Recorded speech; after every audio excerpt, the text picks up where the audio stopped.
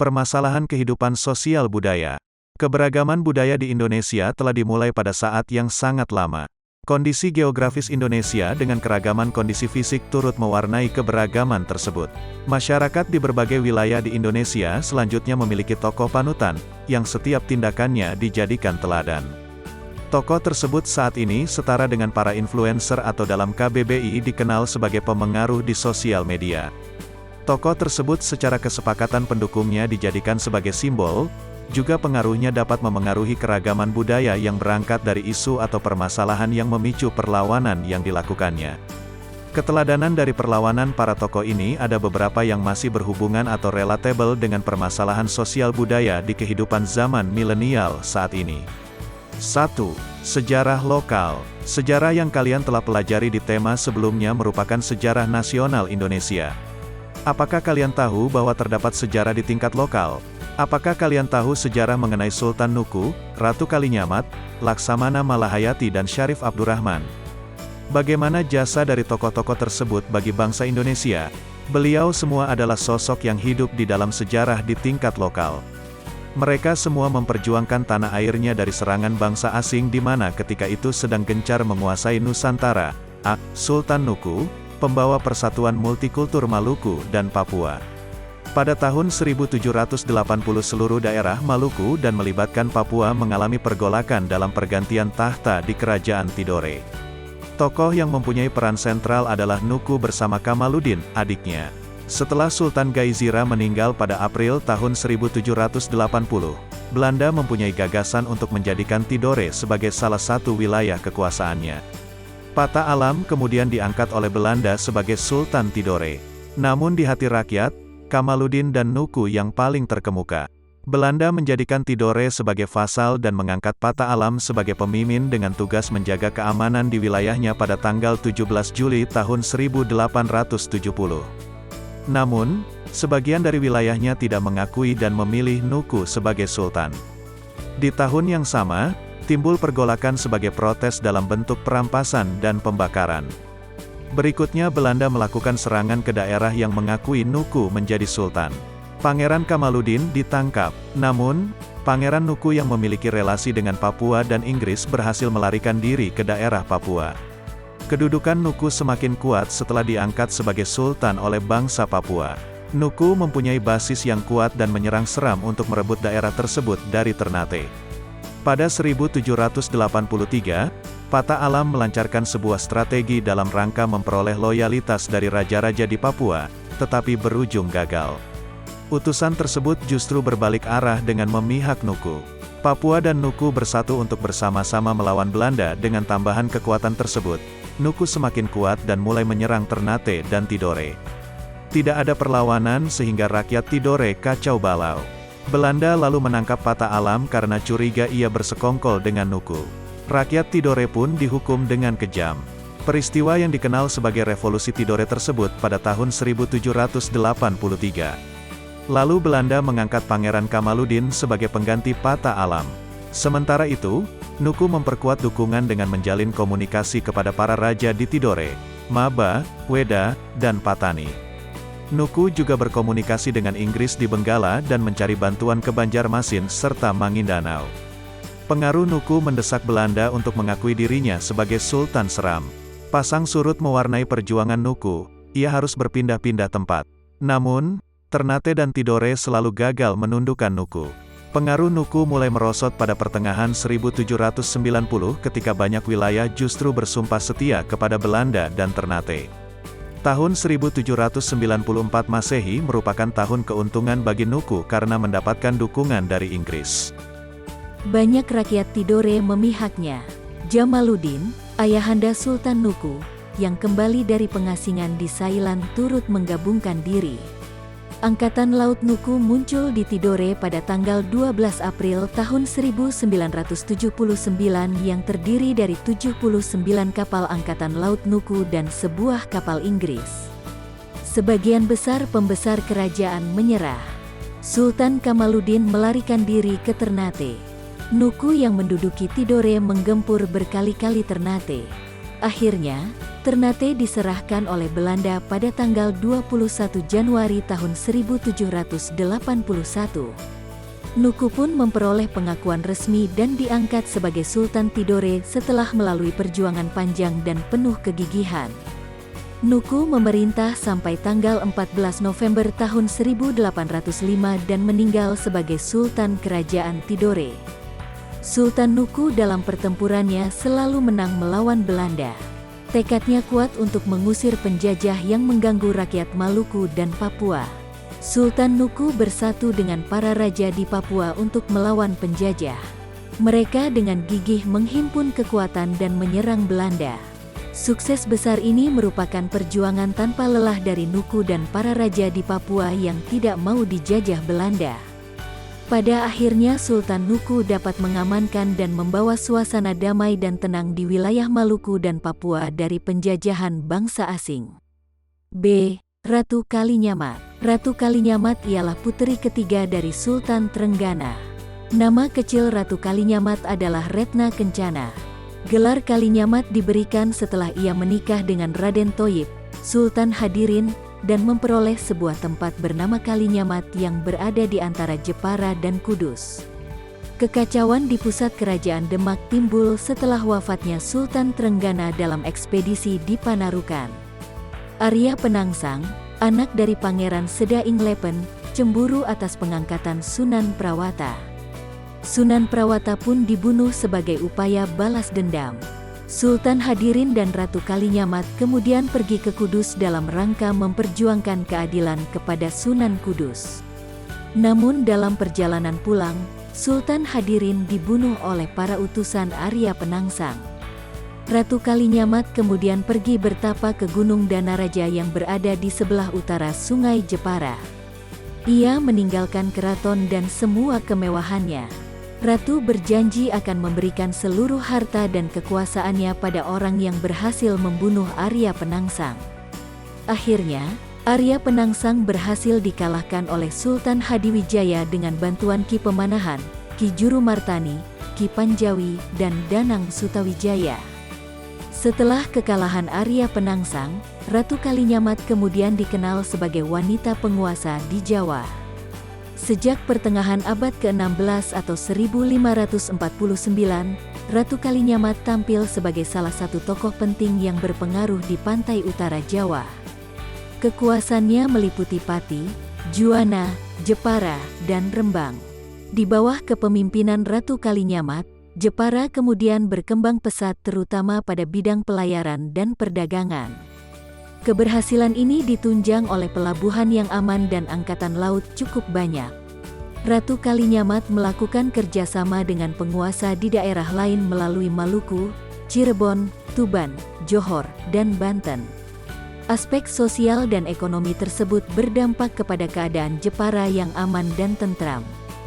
Dalam hubungan dagang dan pelayaran, Ratu Kalinyamat menerapkan sistem komenda yang dikenal di Nusantara pada abad ke-16 Masehi. Dalam sistem ini, para raja, penguasa, wilayah pesisir memiliki wakil-wakil yang berkedudukan di Malaka.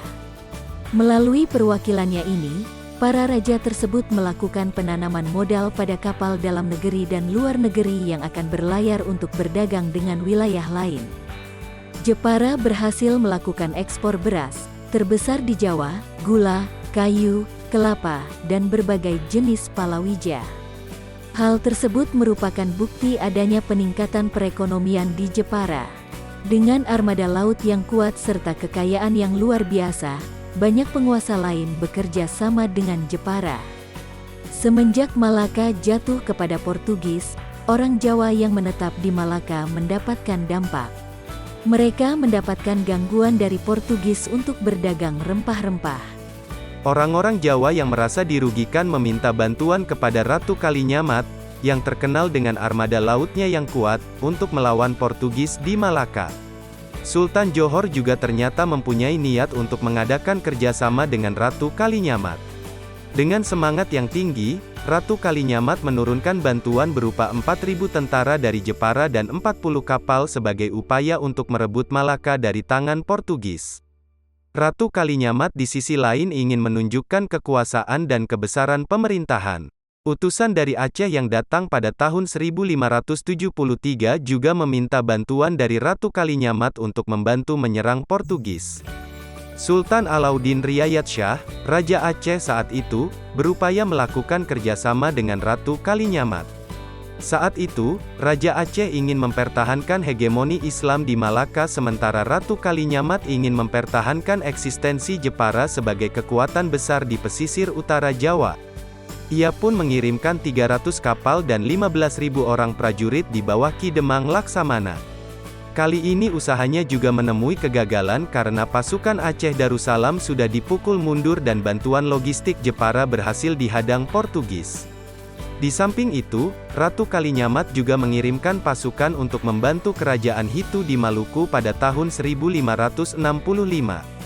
Berkat keberanian dan jiwa kepemimpinannya, Portugis menyebut Ratu Kalinyamat sebagai Rainha de Japara, Senhora Poderosa e Rica de Kranige Dame, yang artinya Ratu Jepara, seorang wanita kaya dan berkuasa, wanita pemberani. C. Laksamana Malahayati. Kerajaan Aceh punya sosok laksamana wanita bernama Kemalahayati. Keberadaan Kemalahayati tidak hanya dikenal di Indonesia tetapi juga di literatur barat, seperti Belanda, Inggris, Portugis, dan Perancis. Beliau adalah laksamana wanita pertama di dunia modern. Konflik antara Aceh dan Portugis sudah terus berlanjut hingga akhir seperempat abad ke-17 dari abad ke-16. Pada konflik antara Aceh dan Portugis muncul tokoh-tokoh yang mempunyai peran penting untuk mempertahankan eksistensi dari kerajaan Aceh. Di antaranya yang paling heroik ialah Kemalahayati. Kemalahayati oleh warga setempat, orang Aceh, dikenal dengan Malahayati atau Hayati. Jika ditarik garis silsilah, Kemalahayati masih merupakan keturunan dari kalangan sultan-sultan Aceh terdahulu. Ayahnya seorang laksamana yang bernama Mahmud Shah. Kakeknya bernama Muhammad Said Shah, seorang laksamana yang juga merupakan putra Sultan Salahuddin Shah yang memerintah tahun 1530 hingga 1539 Masehi. Kemalahayati merupakan wanita yang mempunyai pangkat laksamana kerajaan Aceh. Beliau memimpin armada laut kerajaan Aceh pada masa Sultan Alauddin Riayat Shah Al-Mukminul, tahun 1589 sampai tahun 1604. Sebelum menjabat sebagai laksamana, Kemalahayati memimpin pasukan wanita. Pasukan ini terdiri dari wanita yang suaminya gugur di medan perang saat peperangan antara Aceh dan Portugis. Pembentukan pasukan tersebut merupakan gagasan darinya agar para wanita yang suaminya gugur di medan perang dapat menuntut balas. Permohonan tersebut disetujui oleh Sultan Aceh. Pasukan wanita yang disebut Inong Bale ini mendapat pangkalan berupa benteng Kuta Inong Bale. Kemalahayati memimpin 2.000 hingga 3.500 lebih pasukan. Kemalahayati menjabat sebagai laksamana yang mengatur sejumlah pasukan laut. Tugas lainnya adalah mengawasi kapal-kapal perang, galei, milik kerajaan Aceh dan pelabuhan-pelabuhan yang berada di bawah Syah Bandar. Semasa laksamana Kemalahayati, kapal perang dan pasukan gajah menjadi kekuatannya utama angkatan perang kerajaan Aceh. Selain di pusat pemerintahan kerajaan, kapal-kapal perang tersebut juga disimpan di daerah bawahan-bawahan. Kekuatan Kemalahayati sebagai seorang laksamana diuji ketika kerajaan Aceh mendapat interaksi dari Belanda. Kapal Belanda yang bernama De Leeuw dan Leeuwin pada tanggal 21 Juni tahun 1599 berlabuh di ibu kota kerajaan Aceh. Cornelis de Houtman dan Frederik de Houtman yang merupakan dua bersaudara masing-masing memimpin kedua kapal tersebut. Kapal Belanda tersebut disambut baik oleh kerajaan Aceh. Kerajaan Aceh berharap mendapatkan kerjasama yang baik untuk perdagangan lada. Namun, rupanya kapal Belanda tersebut hendak mengacau di kerajaan Aceh. Laksamana Kemalahayati menggagalkan upaya Belanda tersebut. Menurut cerita, Cornelis de Houtman tewas dibunuh oleh Kemalahayati dalam duel 1 lawan 1 di geladak kapal. Sedangkan Frederik de Houtman menjadi tahanan kerajaan Aceh. Di samping sebagai laksamana yang cerdas, Kemalahayati juga memegang jabatan sebagai troop commander. Jabatan lain yang dipegang adalah diplomat. Ia menjadi diplomat ulung dan bertanggung jawab atas kendali hubungan luar negeri. Saat pembentukan pasukan armada Inongbale, Kemalahayati pernah bersumpah di hadapan Sultan atas nama Tuhan. Ia akan berjuang melawan musuh-musuh dari kerajaan Aceh sampai titik darah penghabisan. Kemalahayati melaksanakan sumpah tersebut hingga akhirnya gugur di medan pertempuran yang dimenangkan oleh Aceh. Dharma Wangsa Iskandar Muda, Kemalahayati, dan pasukannya berhasil melawan Portugis dan mengusirnya dalam pertempuran di Teluk Krueng Raya. Kemalahayati gugur dan dimakamkan di lereng Bukit Kota Dalam, yaitu pada sebuah bukit terlarang di Desa Nelayan. Para penulis dari dunia barat menjulukinya sebagai The Guardian of Aceh Kingdom, dan sosok Malahayati masuk ke dalam jajaran 7 warlord women in the world, dan juga sebagai best female warrior at all time. D. Syarif Abdurrahman. Syarif Abdurrahman adalah putera dari Syarif Husain dan wanita Dayak yang lahir pada tahun 1742. Beliau merupakan cucu dari Syekh Abdurrahman. Sebagai anak muda berparas tampan, Abdurrahman menunjukkan ambisi dan bakatnya. Masa mudanya dihabiskan dengan berpetualang, mulai dari berdagang sampai ke Banjarmasin hingga merompak kapal asing. Beliau menjadi menantu sultan dengan menikahi Ratu Siri Anom dari Banjarmasin. Namun, ambisinya yang tinggi menyebabkan ia dibenci dan terpaksa kembali ke Mempawah, Kalimantan Barat. Pada akhir tahun 1771, Syarif Abdurrahman bersama beberapa pengikutnya berlayar di Sungai Kapuas hingga pertemuan dengan Sungai Landak. Di sana, ia membuka hutan dan membangun pemukiman baru yang kemudian berkembang menjadi pusat perdagangan. Konon, berdasar cerita setempat, wilayah tersebut banyak dihuni oleh makhluk halus. Namun, kesemuanya berhasil ditundukkan dan wilayah tersebut diberi nama Pontianak. Terbukti dengan nyata pemilihan tempat tersebut membawa keuntungan dengan banyaknya pedagang yang singgah dari Bugis, Melayu, Tiongkok, Sangau, Sukadana, Mempawah dan Sambas. Setelah berkedudukan kuat, Syarif Abdurrahman melakukan ekspansi ke Sangau yang merupakan vasal dari Kerajaan Banten. Raja Sangau berupaya memohon bantuan tetapi saat itu Banten sedang mengalami kemunduran. Banten pun menyerahkan daerah yang terdapat di Kalimantan itu kepada Belanda. Sadar akan kekuatan Belanda, Syarif Abdurrahman mengakui supremasi Belanda. Akhirnya, Belanda mempunyai hak atas monopoli hasil daerah Pontianak berupa emas, berlian, sarang burung, lada, karet, rotan, lilin, dan sagu. Akibat ekspansi Belanda di Riau, sebagai Raja Muda, Raja Ali kemudian lari ke Mempawah. Raja Ali yang hadir sebagai musuh Belanda di Mempawah, dimanfaatkan oleh Syarif Abdurrahman untuk membersihkan penghalang bagi kemajuan perdagangan di Pontianak. Perebutan kekuasaan di wilayah tersebut menjadi makin rumit akibat konflik yang terjadi antara Sambas dan Mempawah. Konflik tersebut dapat diredam atas bantuan dari Syarif Abdurrahman, tetapi pertentangan antara Panembahan Mempawah dan Abdurrahman menjadi meningkat. Abdurrahman bersiasat untuk meyakinkan Belanda bahwa Panembahan Mempawah adalah musuh besarnya.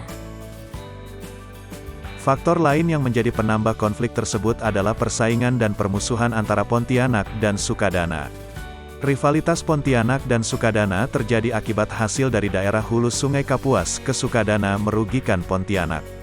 Saat Raja Ali mengungsi ke Sukadana dan pindah dari Mempawah, Abdurrahman pun menambah kekuatan dan meminta bantuan dari Belanda.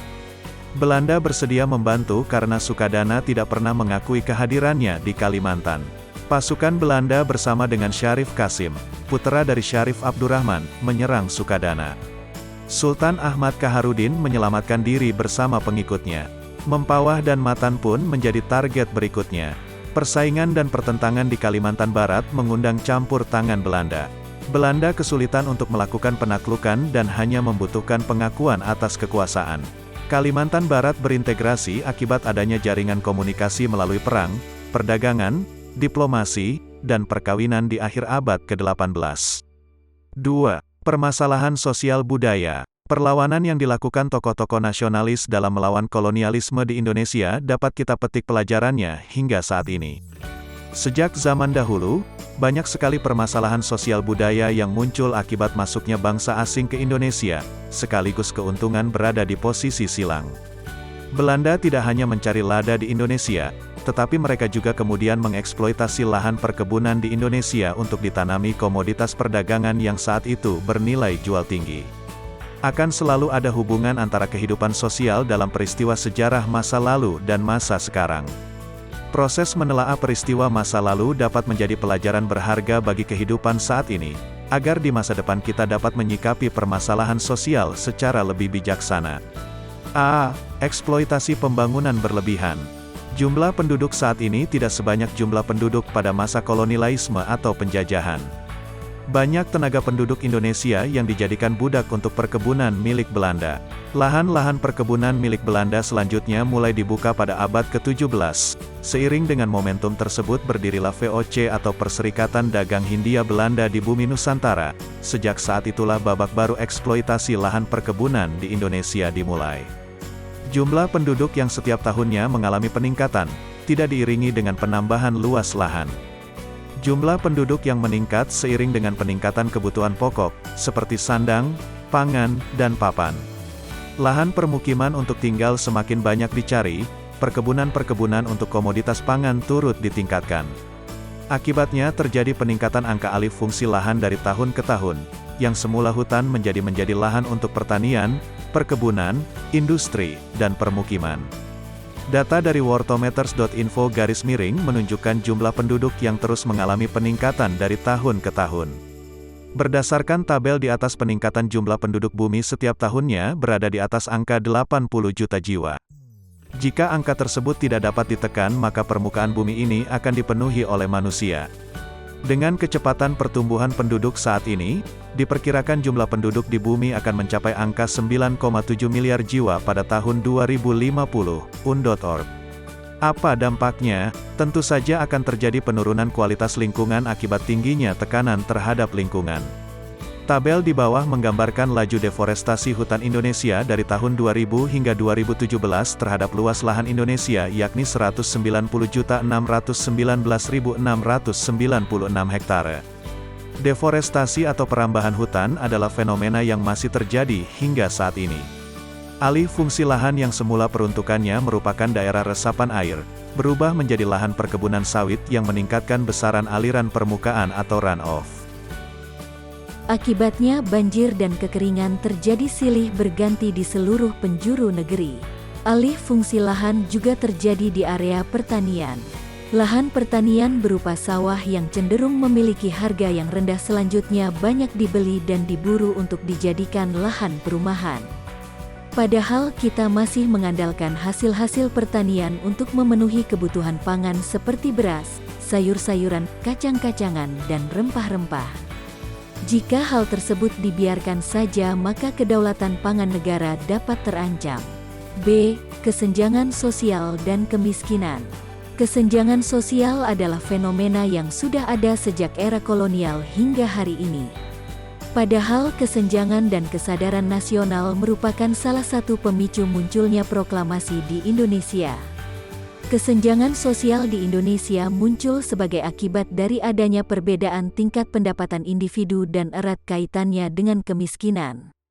Perbedaan pendapatan dapat memicu inequality atau ketimpangan. Pada awal peradaban, manusia hanya berburu meramu, bercocok tanam, dan menggantungkan hidup dari alam.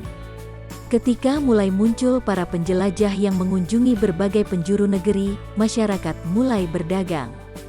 Individu yang gigih bekerja dapat menabung lebih banyak dan membuka lapangan usaha yang lebih besar. Sedangkan mereka yang tersisih, tidak mampu mengikuti dan membaca tren perubahan kebutuhan masyarakat, akan tertinggal. Kemiskinan merupakan kondisi seorang individu yang tidak mampu untuk memenuhi atas kebutuhan dasar, sandang, pangan, papan. Indikator kemiskinan berbeda-beda, tetapi kemiskinan merupakan masalah global yang ada di sekitar kita. Tingkat kemiskinan terdiri dari tingkatan yang bervariasi, bahkan masih sulit untuk mengkategorikan individu di Indonesia sebagai kelompok penerima bantuan pemerintah atau tidak. C. Kesetaraan gender. Kesetaraan gender di Indonesia telah diinisiasi oleh tokoh-tokoh seperti Ratu Kalinyamat, Kemala Hayati, Cut Nyak-Dien, Dewi Sartika, Kartini, dan masih banyak lagi tokoh perjuangan perempuan lainnya sejak sebelum Indonesia merdeka. Namun hingga saat ini, masih dapat ditemui ketidaksetaraan gender di Indonesia. Kesetaraan menurut KBBI adalah sederajat, atau berada pada tingkat yang sama, kedudukan yang sama atau tidak lebih rendah antara satu dengan yang lain. Setaranya perempuan dan laki-laki dapat tercapai saat keduanya memperoleh kesempatan untuk partisipasi, akses, manfaat, dan kontrol yang sama dalam berbagai aspek kehidupan. D. Kenakalan remaja. Indonesia didirikan melalui perjuangan dan semangat dari para pemuda. Tidak sedikit yang gugur dalam perang. Setelah Indonesia merdeka dan mengalami reformasi, justru para pemudanya sibuk melakukan aksi kenakalan remaja. Berbicara masalah kenakalan remaja dalam konteks sosial dan budaya sangatlah luas. Berikut jenis-jenis kenakalan remaja. 1. Vandalisme. Pasca proklamasi kemerdekaan Indonesia, rakyat beramai-ramai menyebarkan berita kemerdekaan melalui tulisan, bahkan di tembok-tembok dengan kata "merdeka". Akan tetapi, hal tersebut berbeda dengan vandalisme atau aksi coret-coret yang terjadi saat ini. Vandalisme merupakan aksi merusak dan menghancurkan barang berharga atau karya seni lain yang bukan miliknya. Kegiatan ini biasanya dilakukan dengan cara mencoret-coret tembok dengan kata-kata atau gambar tanpa izin. Menandai tembok yang bukan miliknya dengan inisial kelompoknya, dapat berupa nama kelompok, singkatan dari nama sekolah atau lainnya, juga merupakan aksi vandalisme. Hewan, kucing salah satunya, memiliki kebiasaan menandai wilayahnya dengan urin untuk mengusir kucing lain. Hakikat, kita sebagai manusia yang memiliki volume otak lebih besar dibandingkan kucing, seharusnya dapat berpikir lebih panjang dan menentukan apa yang harus dan sebaiknya tidak dilakukan. Bagaimana perasaan kalian jika kalian ada di posisi sebagai pemilik tembok tersebut? Siapakah yang menanggung kerugian atas kejadian tersebut? Apakah tindakan tersebut selaras dengan cita-cita para leluhur bangsa? Tawuran antar pelajar. Dahulu para tokoh seperti Pangeran Nuku dan Malahayati menghabiskan masa muda dengan berjuang melawan penjajah. Semangat perjuangan tersebut sepatutnya dicontoh oleh generasi muda, utamanya pelajar untuk belajar dan memerangi kebodohan, bukan memerangi sesama pelajar. Tawuran antar pelajar merupakan permasalahan sosial budaya yang telah menimbulkan banyak korban dan keresahan warga sekitar. Sebagai remaja, generasi penerus bangsa dan penentu peradaban, pelajar harus mampu menjadi contoh bagi mereka yang tidak berkesempatan merasakan aktivitas belajar di sekolah. Rasa dendam dan permusuhan sebaiknya tidak perlu diwariskan dari angkatan atas ke angkatan di bawahnya. Alangkah indahnya jika kita justru memupuk rasa persahabatan antar pelajar, bukan permusuhan. Kompetisi antar sekolah dapat dibuktikan dengan ajang kejuaraan yang telah disediakan oleh pemerintah. Tawuran tidak hanya merugikan warga setempat. Bahkan, jika sampai menghilangkan nyawa orang lain, ancaman hukuman kurungan dapat dijatuhkan. 3. Penyalahgunaan narkotika. Narkotik seperti opium dan ganja sejatinya adalah obat untuk menenangkan saraf dan menghilangkan rasa sakit. Obat ini biasa digunakan dalam dunia kedokteran pada pasien dengan gangguan saraf. Selain narkotika dikenal pula istilah nafza, yang merupakan singkatan dari narkotika, psikotropika, dan zat adiktif. Apabila seseorang tanpa gejala di atas menggunakan obat tersebut di luar resep dokter, maka dapat menyebabkan hilang kesadaran, kerusakan jaringan, dan ketergantungan. Penggunaan tersebut juga dapat dikenai hukuman karena termasuk perbuatan ilegal. Melawan peredaran narkotika di Indonesia artinya menyelamatkan generasi yang akan datang. Indonesia telah berhasil mengusir penjajah dan menghentikan kolonialisme. Namun, perjuangan kita belum selesai karena perang melawan narkotika adalah tanggung jawab kita semua.